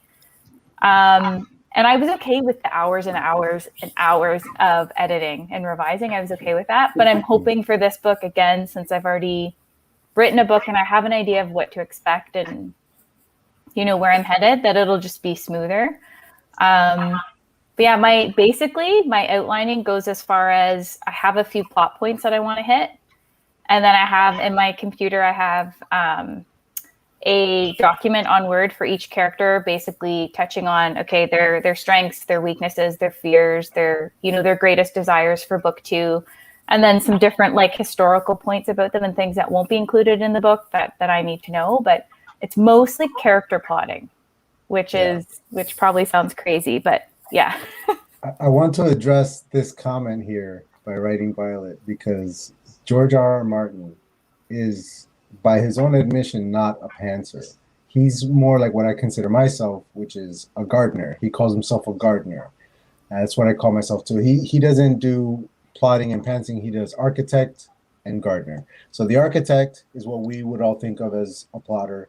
Somebody who plans the entire thing, has the entire structure, every detail already, decided on. So when he sits down to write, it's all just ready to go. He just writes the whole story. And then you have the gardener, which is not quite a pantser. It's my point earlier that there's still structure to it. Like a gardener knows that he's planting a tomato seed. He knows he's going to get a tomato. And he knows that if he feeds it water and nutrients and whatever, a tomato is going to grow from that seed. What he doesn't know is the exact specifications of that tomato, the size, the actual taste of it and everything. Like in the end, he's going to be at least moderately surprised with the outcome. It's going to be unique in some way. He's going to figure that out as he goes. So architect versus gardener, I would be more the latter, the gardener. You know, Yeah. the one that like I plan stuff out, but then I allow room for, you know, creativity as I'm writing to just go different places. And then if I go somewhere that I wasn't planning on, I can always go back to my outline and adjust and just kind of shift things around and make it all work. And I still have a full working outline, you know, but it has morphed, it has shifted into what I needed for this, you know, new thing that came along. You can prune a plant. You know, you can, you know, you can tie it to a structure so that it has supports. And it doesn't mean that you knew it ahead of time it would necessarily need that support. You know, planting still has a little bit of forethought in there. Yeah. Versus pantsing, I mean, it really, from everything I've heard from true pantsers, it's zero drafting all the way from start to finish. And then honestly, it sounds like minimal editing. And on reading a lot of people's stuff that were pantsing, minimal editing versus if like most of your structure comes after you do zero draft. In your editing and revision process, I still don't consider that true, like that sort of the love of the zero draft, you know, like you're just, your process is a little different, but you still get to the same place. Revision and editing will eventually give you a structure, a scaffolding, if you will, that the reader can go through with, and it supports them as they go through that story. That makes sense as well. Yeah. Oh, go ahead. No, Tara, please go ahead. Oh, I was just gonna say, I basically was discovery writing. I would say drafts 1 and 2. I was still trying to figure out what genre. Even the second draft. Yeah, still what genre. Like I was still adding in new character POVs and trying to establish the genre. And I think the biggest thing for discovery writers is being extremely okay with removing things that you like, kill your darlings, you know. I'm kind of embarrassed to share this, but I have a document on Word of 90,000 words removed from my epic novel. It's 225,000 words, but 90,000 words were removed just throughout those 9 drafts because it was just, you know, the pantsing side of me that it was like, no, this stuff doesn't need to be in here. So just being okay with removing things, even if you're attached to it and you love it, like what's going to really work for the story. Yeah. What were you going to say? Well, I was gonna say that, like, I don't know, maybe it's because I'm late to the ball with, like, you know, starting into the writing game, but these terms are just so crazy to me. I mean, pantsing and plotting. I mean, to me, and you know, to bring it to I don't understand the get with the label. Writing is writing is writing. Like the thing that you're talking about, the point about editing can be found in a person that plots, that pants, that gardens, the architects, as an engineer, has 2 dogs, whatever. It doesn't matter. It's on the writing end. Editing is a thing that we all have a problem with. How the person feels like going about the process gives a fuck. It's what is the content? Well, I mean, going to arcades, like thing about, like, you know, who gives a fuck about how cool the world is? Is it entertaining? It's like, I could give a fuck about what you did to get here. Is the book good? Is the writing cool? Give a fuck about what you did to get here, or genre, or anything. Is the writing cool? Yeah. Another thing is, I never understood genre. Put a genre on Breaking Bad right now. Boring. Oh. I mean, good. Sorry. What did you just say? I'm going to give you an address. It's the greatest show ever. I did not regret watching it whatsoever. Sad Men. Is that a genre? Sad Men? Because I'm pretty sure that's the one that fits best. I'm kidding. I respect everyone who loves it. My girlfriend loves it. Breaking Bad. But like genres and labels are useful when trying to communicate with other people because we don't always have the exact same idea, and we need these sort of shortcut just definitions to just communicate clearly. Also, readers love to know what they're getting into, and I do not blame them for this. Romance readers are like, no, list your tropes on the back of the blurb because I want to know what I'm getting, and if I don't get what you promised, I'm going to be mad and, you know, going to hate review. And you know what? There's a reason that works because romance writers romance readers really pay for all the other genres from a publishing house perspective. Yeah. And that's because they're getting what they want, so they keep buying more. Yeah. And I that's what like drives me nuts about all the other genres of like, just give them what they want. Give your genre readers exactly what they want, so they will buy more and they will be happy, because the whole point of this world is let's bring a little sunshine in. Now, You what about know- like genre bending? What about like combining these? Because like my book, for example, is a very eclectic mix of a couple of different genres, and in that situation, I find not only do you want to give the fans what they want, but you also are going to have to surprise them to keep them coming back. You have to. I would keep be throwing them for a loop upfront as about well. genre crossing with them, of like dog whistle the genres you're crossing, so that the readers better understand what they're getting into, because some readers hate genre crossing and some readers love it. Like I, for one, love genre crossing, but I do like to know what I'm getting into. And every reader I've ever gotten feedback, because I used to also be a public librarian, so for 6 years this is what I listened to, was everybody coming back with their books and giving their love or hate reviews. Yeah. Because I was a reader advisor, so I needed to know these things, so I was the listener for our branches, and that's what they want. They want to know what they are getting into. So it's totally fine to go really weird with whatever you're writing, but let them know in the blurb. That's not true. I got in trouble when I did genre crossing. Like, all these moms hated me because I did 50 Shades of Seuss, and they were like, "What are you trying to sell my kids?" You did that to yourself, though, with the title. Yeah, It's a you were- hard It was a joke. I didn't actually do it. Come on. I want to make middle it clear. grade. I can get that. I get that. You know, I didn't someone not know what actually you do were that. I doing. love people reader watching advised later. children. I could see where that's a hard sell there. I was aiming for the 18-year-old audience that I was aiming for the college freshmen that think they're really edgy but are really lame. That's All right. my. Are those people buying books? Come on. Well, no, I aim for the people. My audience pirates. I embrace that. Okay, I steer right into the piracy. Okay, I make my books incredibly easy to get for free. Lori's right. Good point. Also, Adam, Um, I've been stalking you a yes. lot during this entire conversation. First off, congrats on prawn status. I see we're both in 20 books to 50K. You're a fucking machine. You got two full-length novels out since end of December and a short story. Is that the right one? Adam, you're holding out on us. What's up? I didn't know about the short story, actually. Spill it. Oh, let's see. The short stories are the short stories are repackaging of one that I had done. Was that the Holmesian duo? Yep. Okay, good. I was stalking the right guy, because that would have been awkward if it wasn't you. Yeah. He's like, no, that's the other Adam. I'll let him No, know. I'll these send your were- compliments on.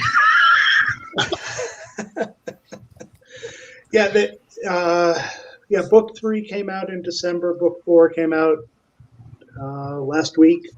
Oh, Book yeah, 5 9 is days halfway ago, done. April 16th. Did not drop your Stop book. I'm dropping it for you right Stop now.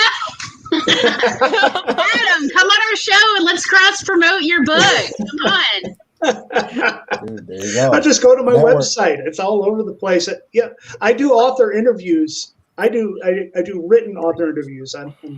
I like participating in things like this, but I have no skill at running them.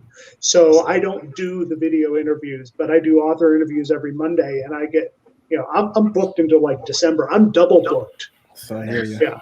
All through the month of April, I've been putting up 2 interviews every Monday.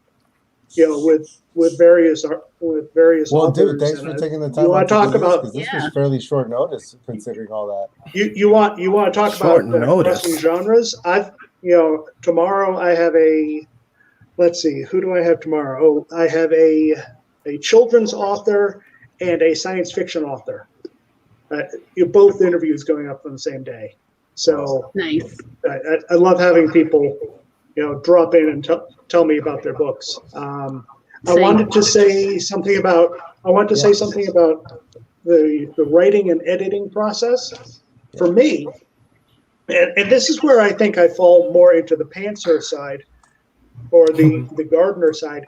Writing and editing for me, it's the same process, because as I'm writing, I'm going back and I'm realizing, okay, that didn't work 5 chapters ago. I need to take that out. Or 3 chapters ago, I need to add, this line to make this whole chapter make sense, or oh geez, 15 chapters ago I need to add another whole chapter in order to make this make sense. So I'm constantly editing.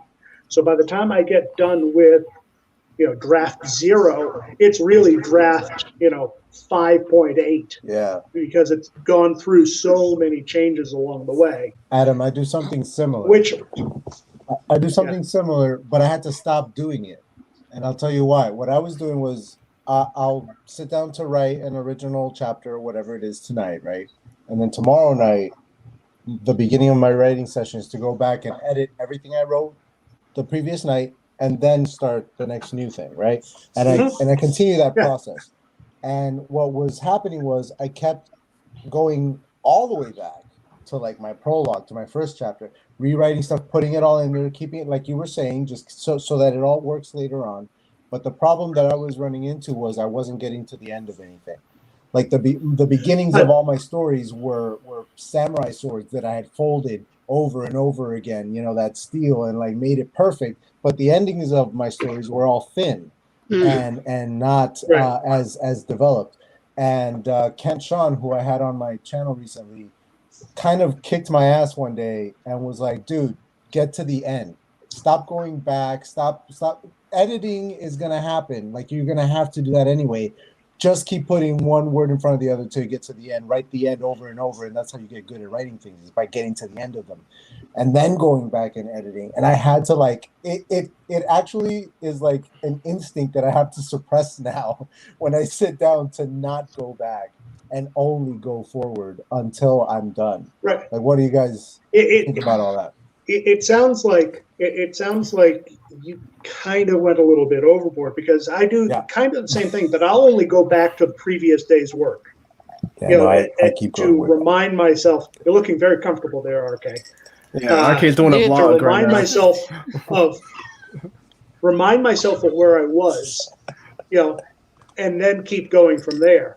The adding a chapter, that's as I'm writing, as I go forward, I'll add this, this plot point. Okay, this needs to happen in order to get me where I want to go.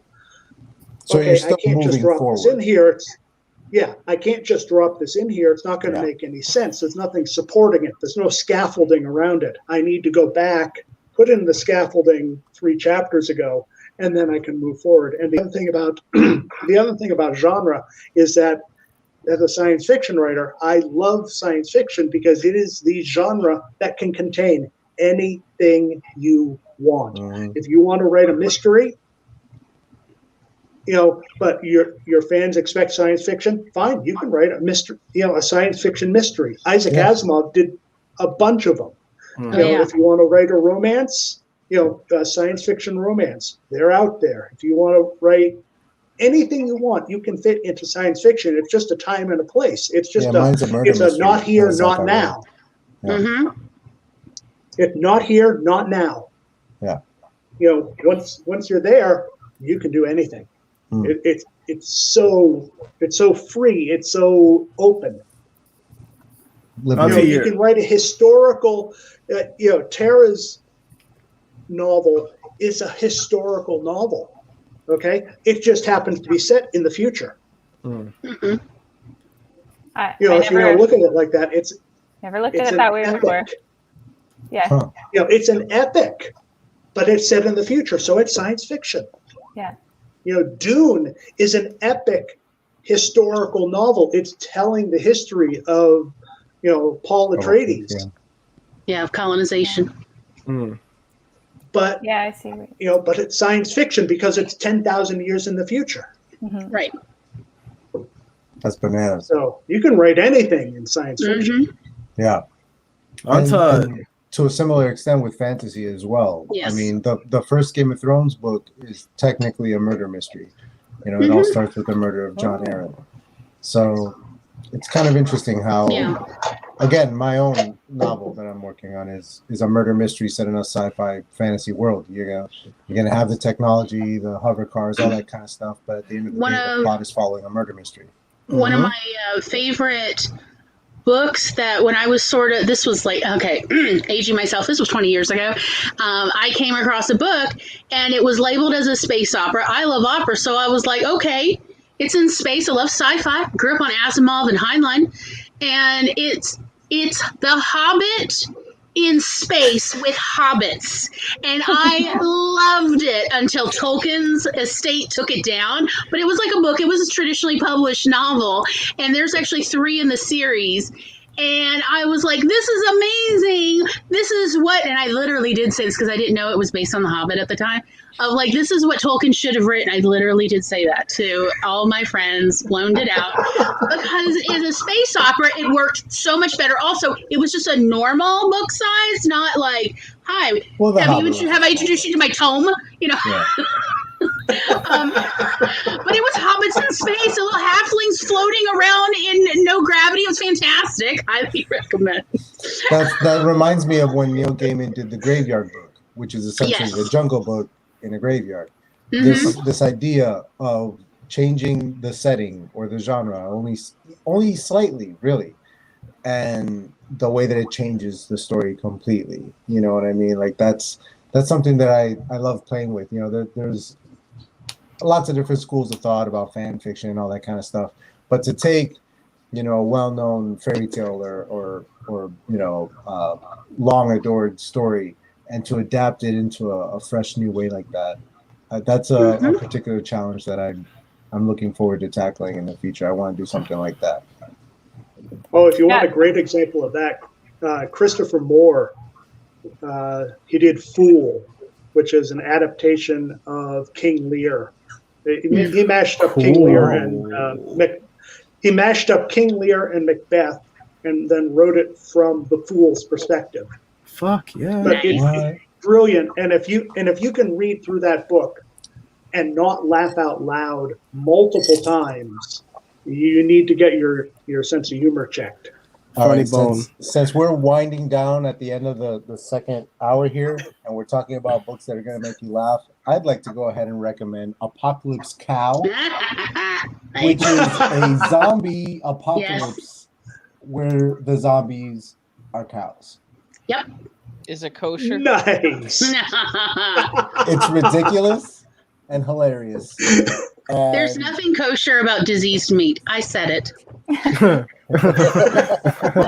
I've declared it. You know what? I think that's a firm stance.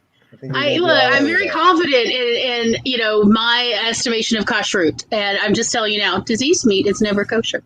I was trying to look for the name of the sequel, because there's a sequel in the name. There is a sequel, yeah. I forget what it's called, but it's even funnier. Yeah, the audiobook, you will scream laughing as you drive. People will worry about you. It will be great. You'll love it. Yeah.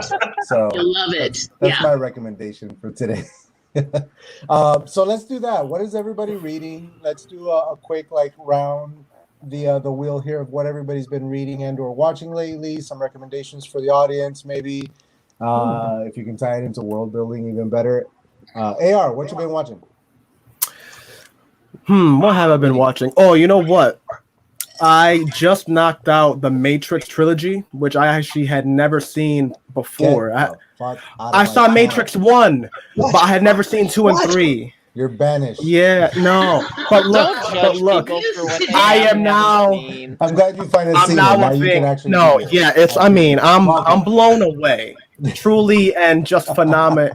It is unreal. It's unsurpassed as far as lore, sci-fi lore. That first movie's perfect, man. That first movie. But it really is masterclass in storytelling. I want a permanent sound bit. I want my phone to start off with "I know kung fu." Yeah. Show me.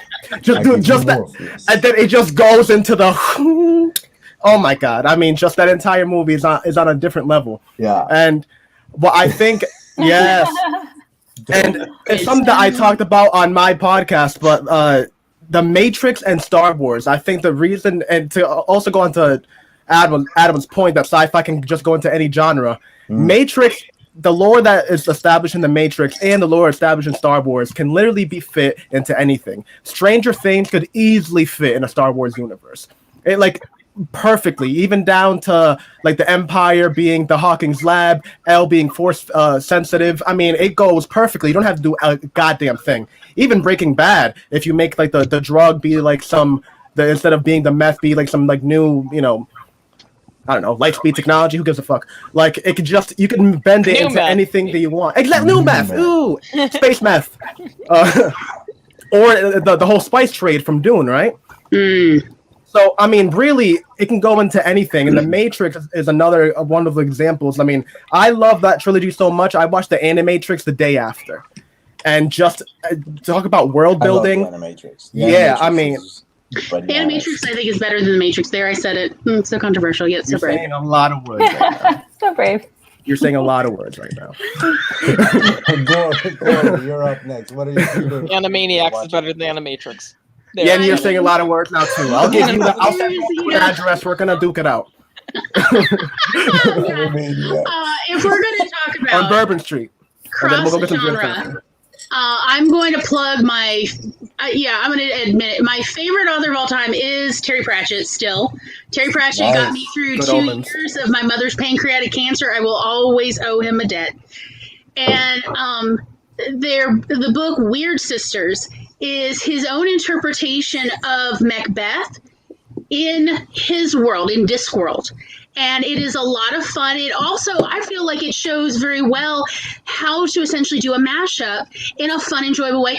Spoiler, there's a cartoon of it, and it's like 2 hours long. You can watch it on YouTube if you don't want to read the book. I totally get it, because we're all super busy. But it's a pretty true adaptation since Pratchett was involved in it. It is a cartoon. Don't at me. So I just wanted to throw that out because I do love Shakespeare. Shakespeare, perennial tropes. These work, they're always true because people haven't changed in 500 plus years. So Shakespeare still works. I love Shakespeare for it. Hamlet is my jam. I literally could have gotten a master's degree, and I was told that by my English department at the university when I was getting my education degree. You know, you could major, you could get a master's in Hamlet. And I'm like, I know, and I would love to, but I can't make that into a job. So in Hamlet, that's a major? Hamlet. You can major in Lord of the Rings, bro. Like you can major in a Song of Ice and Fire. They were like, we would love you to actually accredited doctorate in Hamlet and like become an authority from our university in Hamlet. And I'm like, if only you had money to back that up. But anyway, that's all I'm hearing. Academics.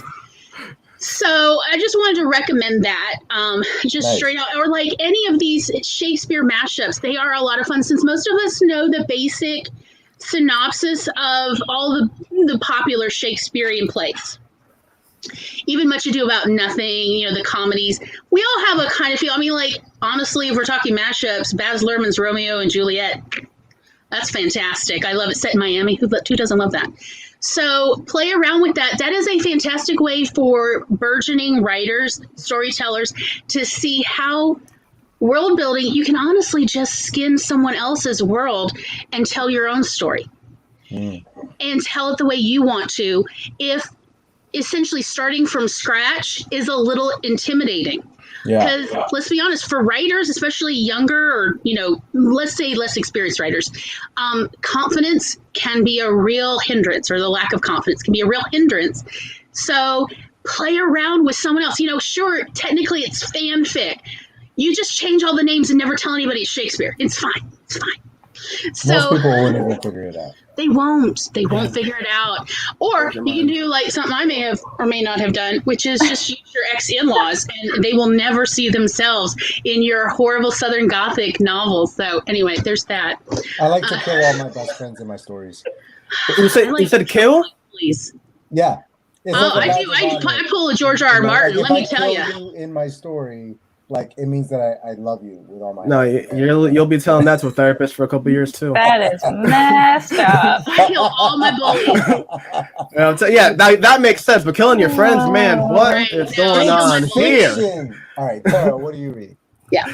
I just read The Grace Year. It's like a dystopian thriller, a little bit of sci-fi. I read it in 24 hours. I just zoomed through this book. It was, I know. It was, how long? It was so good. Huh? How long was it? 400 pages. You're a legend. Yeah, it was that good. The biggest thing that stood out for me in this book was like the way she handled the suspense. So like she's built this kind of world where females are told to have this magic, and they ship off the girls on their 16th year to this island where they're basically kept in this enclosure, and they have to survive for a year together and get rid of their magic. And then they leave for the year, they come back and they're all like haggard and, missing limbs and stuff like that. And so through this whole story, you're trying to figure out if the magic is actually real or if it's fake. And you start to think you're going crazy as like the characters seem to be going crazy, and you just can't, decipher it. So that was just so cool. So that's why I read it so fast. And I really want to say what it was, but I don't want to spoil it for anyone. Yeah, but, no, it sounds cool. It's well worth the read if you like that type of stuff. Yeah. Right on. I've been pretty much only reading nonfiction lately. So this month I read Going to Pieces Without Falling Apart, which was an interesting book about, it was written by a psychologist who studied Buddhism, and he basically talked about the health benefits of Buddhist practices, specifically with the philosophies of Buddha himself, and how it's not about turning away or hiding from your negative emotions, but fully living inside of them, embracing them, and just accepting them as a part of you. It was kind of a powerful read in that regard. The Life-Changing Magic of Tidying Up by Marie Kondo, because I read that with Savvy, and it changed Savvy's life. Did not really change mine because I don't really have much. The Secret, which felt like a cult, like that Jesus Christ. Building a story brand, which is basically applying the hero's journey to marketing. What? And I thought the best advice that had was, when you're running a business, the most important thing that you do, or the worst thing that people do with their business, is they present their business as the hero, and your customer is the hero. You're trying to get into their story. It's your job to reward their hero and help them on their hero's journey. So you're playing more of a role of a guide, and you're helping them in that regard. You're the wizard. So that was good. The System by Robert Reich, which was all about how social sustainable capitalism and corporate sustainability, like B Corp, all this other shit, is just bullshit by companies that don't actually want to pay taxes. They'd rather spend $60,000 on a nice shiny object and say, look, we did good for the world. Don't pay attention to everything else we're doing. The Leonardo da Vinci biography by Walter Isaacson, shout out New Orleans professor. I love that.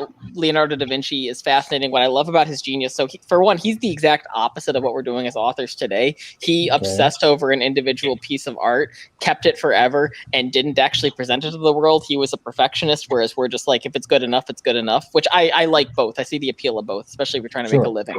But he just obsessed over every new whim that came to mind and fully dove into it. Like, he spent years of his life trying to square the circle, and he's not a mathematician. It served no purpose for advancing science, but it's just fascinating that he actually cared so much about this. Basically, what made him a genius was it wasn't that he was brilliant, it's that he had genius level curiosity. He wanted to know everything. He was curious about everything. In his journal, he wanted to describe the texture of a woodpecker's tongue, which is fascinating. And then the last two things I read were Seth Godin books, The Practice and This Is Marketing, and The Disaster Artist, which was hilarious. Oh my God. I highly recommend everyone reads that book and watches the movie. They're completely different. The book follows more Greg's journey, and the movie is more collaborating with Tommy Wiseau. It's about the room and the making of the room.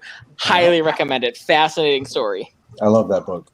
Yeah, it has James Franco and his brother, the movie. The movie's on Netflix, and then the book, it steers a little bit away. Actually, I really like the book a lot because I gain respect for Greg. In the movie, I'm like, Greg, you're kind of a fucking moron. And then in the book, I'm like, oh no, you knew what you were doing all along. You like did not trust this man who clearly is lying about everything. Yeah, he had like his own sort of scheme going on during that whole time. It's still not answered where he got his money from. That's the crazy part. Yeah, there's still no answer. Adam, we're going to get to you in a minute, but I wanted, for the Disaster Artist, for the movie, one of the really interesting things about that movie is, in the original room, or the room rather, you have Tommy Wiseau directing himself in the movie, right? So then when they do The Disaster Artist, they have James Franco directing the movie that he's starring in as Tommy Wiseau. But because James Franco is a crazy method actor type dude, he's directing as Tommy Wiseau.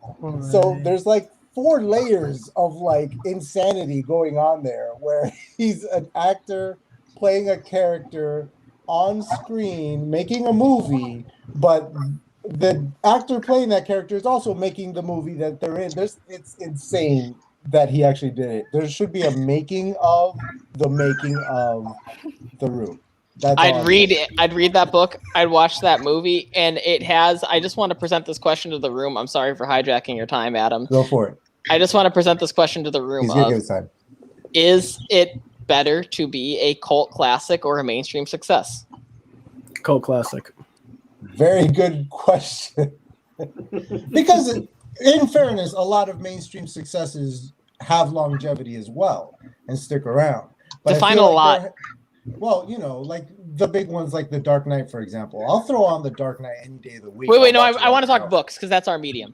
Fair enough. So in books, you have the big commercial successes and you have the cult classics. You might be onto something with the cult classics. Wow, can't talk. Being, you know, almost a preferable outcome, because then you have that more like staying power longevity where you might not have made the big payday right up front, but it's going to sustain you for, you know, generations to come. Well, I think it goes into, and again, sorry, Adam. I think we're all going to take a turn apologizing here, but sorry, you're more successful than all of us, so that should make you happy. Well, I think it kind of leans on to like the idea that. All right, I just lost my point. Like I was on the train, I was on the platform. All right, Newark. See you later. Adam, go ahead. It's gone. I'm gonna say that if you get that big mainstream success, then it can allow you to get to that cult status. Yeah. Oh, I just remember because then it gives you the oomph to push through the book that wouldn't otherwise get out there. You know, which will appeal to a much smaller core of readers. And that's another interesting thing that happens sometimes, where a writer might have, what's it called? Wow, I can't talk. They'll have a body of work that isn't necessarily bestsellers or whatnot, but then they write that one book that just explodes and shoots them into, you know, pop culture stratosphere. And now all of a sudden that previous work gains notoriety, gains new eyeballs, new readers, and those become those cult classics where like the people who liked them the first time, who were there from the beginning, they love that stuff, man. They love those books. Adam, what are you reading these days? What have you been watching? What can you recommend for folks at home? I always have multiple books on the go. A lot of them are rereads. You know, John Ringer, Dave Weber, Robert Heinlein, Douglas Adams. I just finished the Jane Bond series by V.R. Tapscott. Humorous science fiction. It was fun to read. As for television, we don't generally watch a lot of television, so we're actually going back and we're watching one episode a day of. Right now, we're watching Buck Rogers, the 1970s, early 80s TV shows. Yeah, yep. So we watch one episode a day of that. Okay, Buck Rogers. I was not expecting Buck Rogers. That's real old school, man. I was expecting that. If you asked me before he started, I would have said, I bet you he's watching Buck Rogers. I bet you he's only watching one episode a day, too. Yeah. I've talked to Adam enough times. I 100% knew that. Guys, all of your information is down in the description below. So everybody at home watching, if you are interested in anything that these fine people on my Not channel all of it, are I hope. putting out, look at the links below and go check out their stuff. You know, they have books out in stores or coming soon as far as AR over here. So, and myself, my book should be out in December of this year. So, you know, check out everybody's work. drop likes and stuff on their social media. Go follow, do that all, because man, we need to support each other, man. Us indie authors, like, we need to help each other out. The world building theme for April is officially done, but there's kind of a sister episode coming up, because next week I'm talking about RPGs with Tom Dumbrell, and I've never, other than like a little bit of like World of Warcraft or whatever, I've never really played anything that could be considered an RPG. I have no experience in this area, so he's gonna school me on that next week. So come back. You ever play BioShock? Nah, man. That's a good one. Yeah, I'll check it out. Probably not, but I'll try. All right, you guys. Thank you so much for being here. Thank you so much for being here. We're gonna wrap it up. I like to keep these at 2 hours or less. Helps with rewatchability.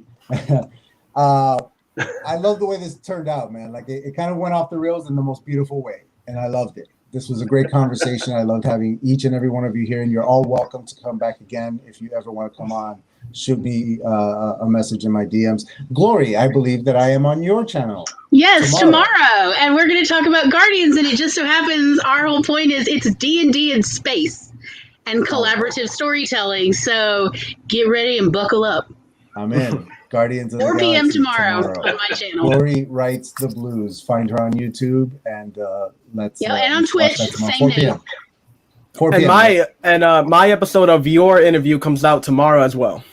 Yeah, I've been waiting. By the way, this, man. yeah, I'm actually just like getting it uploaded and doing all that dirty bit right now. Like 4 weeks ago. I know. Like I said, I have a fucking, as Adam says, I have a fucking backlog. You have no idea. I mean, it's a pandemic. We're just doing our best, right? I hear you. Saying. I love it. That was a great episode of your podcast. I had a lot of fun on there. I can't wait to go back on again. Everybody check it out. His podcast tomorrow, Glory Writes the Blues at 4 p.m. Go and follow all these guys. RK Gold has an awesome channel. He does reactions. Tara, I love your cover. Oh, hey, that's me. Yeah. Shout out that book. Age of Allmax. Here we go. Let's do it. Yes. Oh, I'll give you guys a little shot of the map. Map. Hey. Reminds me of Cuba. All right, you guys. Thank you so much for being here. There you we go, are RK. going to head Time on for out. the flex. Are you bench are you bench pressing all those titles? Oh yeah. Hold them up, man. The one that started it all. Yay. That's awesome. Look at all those books. What year did the first one come out? Last year. Wow. Although That's insane. the first part of it was, the first 2 parts were written in 2012. Do you guys see how thick those books are? Yeah, what you gonna do with all of them? That's awesome. That Yeah, page. they're all over that work 100,000. inside that trunk. I'm gonna get you drunk. Get you love drunk off. Hey. You guys are insane. I'm out of here. Peace out, y'all. Bye.